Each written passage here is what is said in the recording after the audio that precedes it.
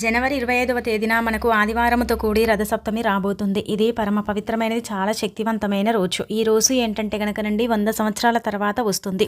ఎందుకు 100 సంవత్సరాల తర్వాత వస్తుందంటే గనక మనకు ముఖ్యంగా ఆదివారంతో కూడి రావటం 100 ఏళ్ల తర్వాతే అని మనకు పురాణాలలో చెప్పబడుతుంది. అయితే ఈరోజు మీరు మర్చిపోకుండా ఏంటంటే గనక బెల్లంతో ఇలా చేయండి. బెల్లం గురించి మనం ఎంత చెప్పినా తక్కువే కదా. అయితే బెల్లంతో ఈ విధంగా పరిహారం చేసుకుంటే భూములు కొంటూనే ఉంటారండి. అద్భుతమైన ఫలితాలు ఉంటాయని మనకు పురాణ గ్రంథాల్లో చెప్పబడుతుంది. రథసప్తమి ఏంటంటే గనక అత్యంత పవిత్రమైన పండుగగా భావిస్తారు. రథసప్తమి పండుగ రోజున ముఖ్యంగా ఏంటంటే గనక కొన్ని నియమాలు పాటించుకుంటూ ఈ బెల్లం పరిహారం చేస్తే ఈ సంవత్సరం అంతా కూడా మీకు సూర్యభగవానుడి యొక్క అనుగ్రహం కలిగి సకల శుభాలు చేకూరుతాయని పురాణ గ్రంథాల్లో చెప్పబడుతుంది. బెల్లంతో ఏం చేయాలి, ఎలాంటి నియమాలను పాటించాలి అనేది ఏంటంటే ఈ వీడియోలో మనం క్లుప్తంగా తెలుసుకుందాము. వీడియోకి ఒక లైక్ ఇచ్చి ఛానల్ని కొత్తగా చూస్తున్నట్టయితే సబ్స్క్రైబ్ చేసుకోండి.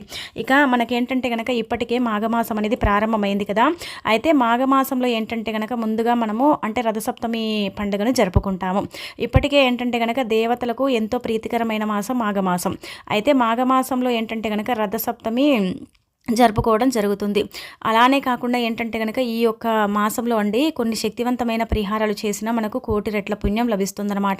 సూర్యభగవానుడు పుట్టినరోజుగానే రథసప్తమి పండగగా మనం జరుపుకుంటాము. అయితే సూర్యుడు ఈ రోజు తన దశాన్ని మార్చుకునే రోజుగా అనమాట. కాబట్టి ఈ రోజున మర్చిపోకుండా మీరు కొన్ని నియమాలను పాటించండి. ఈ రోజున ఏంటంటే కనుక మీరు ఉదయాన్నే నిద్ర లేవండి. ఉదయాన్నే నిద్ర లేస్తే చాలా మంచిదండి. రథసప్తమి రోజు ప్రతి ఒక్కరు కూడా ఉదయం నిద్ర త్వరగా లేస్తే చాలా మంచి ఫలితాలు ఉంటాయన్నమాట. ఈ రోజున పొరపాటున కూడా ఆలస్యంగా నిద్ర లేవకూడదు. ఈ రథసప్తమి రోజున ఏంటంటే గనక గుర్తుపెట్టుకోండి, ఇంటి ముందు రథం ముగ్గును వేయండి. అలా రథం ముగ్గు వేస్తే చాలా మంచిది, తప్పనిసరిగా వేసుకోవాలన్నమాట. ఖచ్చితంగా తలస్నానం చేయాలి. తలస్నానం చేస్తే చాలా మంచిదనమాట. ఈ రోజున తలస్నానం చేయటం వల్ల మీ జాతకంలో ఉన్న అష్టదరిద్రాలు తొలగిపోతాయి, అష్టైశ్వర్యాలు మీకు కలిసి వస్తాయి.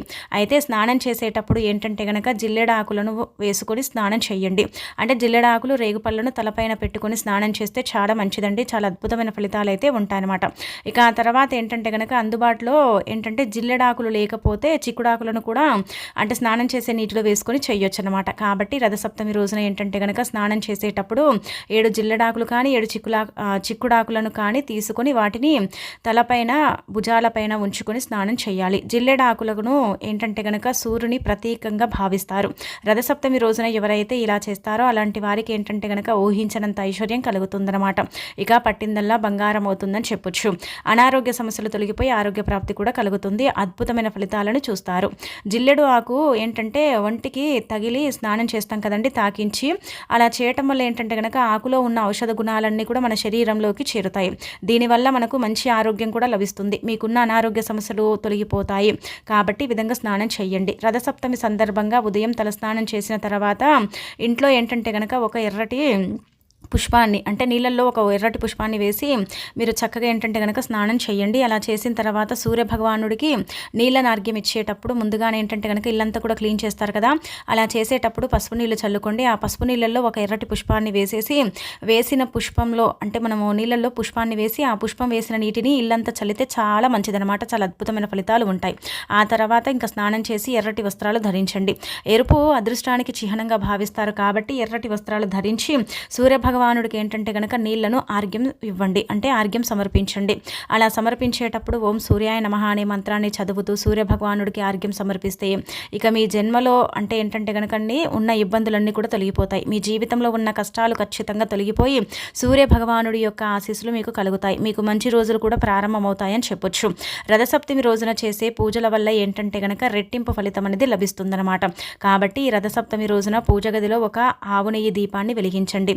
రథసప్తమి నాడు ఆవునేతితో దీపారాధన చేస్తే మీ ఇంటికి అష్టైశ్వర్యాలు సిద్ధిస్తాయని మనకు వేద పండితులు సూచిస్తున్నారన్నమాట. ముఖ్యంగా రథసప్తమి పండుగ రోజు ఖచ్చితంగా ఇంట్లో పాలు పొంగించాలండి. పాలు పొంగిస్తే చాలా మంచిదండి. పాలు పొంగించటం వల్ల ఏంటంటే కనుక మన ఇంటికి సిరి సంపదలు వెల్లు విరుస్తాయని చెప్పొచ్చు. కాబట్టి ఈరోజు తప్పనిసరిగా ఏంటంటే కనుక ఇంట్లో పాలు పొంగించి పాయసాన్ని తయారు చేసి దేవుడికి నైవేద్యంగా సమర్పించండి. కాబట్టి రథసప్తమి పండుగ నాడు మీరేంటంటే కనుక ఇలా అంటే గుర్తుపెట్టుకోండి చక్కగా. ఈ విధంగా ఏంటంటే గనక పాలు పొంగిచ్చి కొత్త బియ్యం, బెల్లం, కొంచెం నెయ్యి, అలాగే యాలకులను వేసి పరమాన్నం తయారు చేయండి. ఈ పరమాన్నాన్ని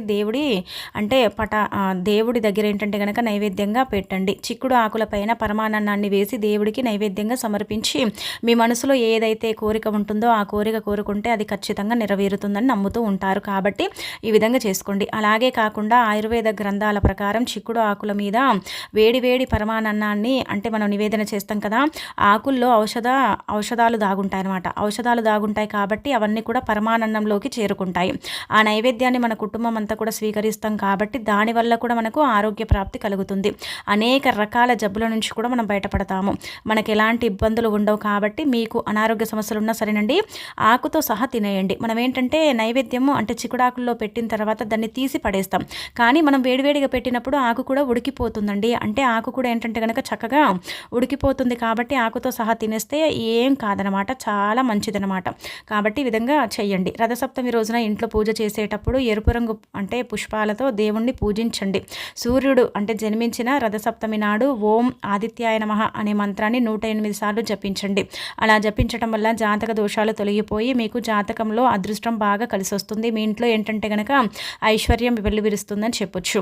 ఇక అలానే కాకుండా తులసి కోట ముందండి ఒక రథం ముగ్గు వేసి తులసి కోటలో ఒక దీపాన్ని వెలిగించండి.